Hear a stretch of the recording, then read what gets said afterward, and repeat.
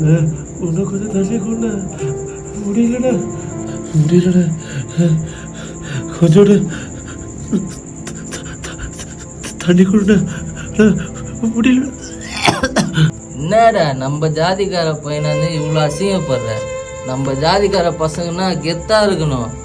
நீ மட்டும் உங்க அப்பா சொல்ற பொண்ணை கல்யாணம் பண்ண அவர் மொத்த சொத்தே உனக்கே எழுதி தருவாரு.